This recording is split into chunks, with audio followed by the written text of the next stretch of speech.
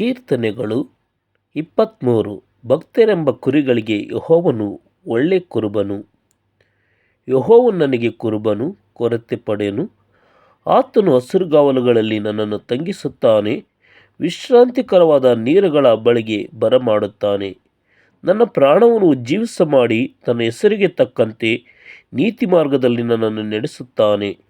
ನಾನು ಕಾರ್ಗತ್ತಲಿನ ಕಣಿವೆಯಲ್ಲಿ ನಡೆಯುವಾಗಲೂ ನೀನು ಹತ್ತಿರವಿರುವುದರಿಂದ ಕೇಡಿಗೆ ಹೆದರೆನು.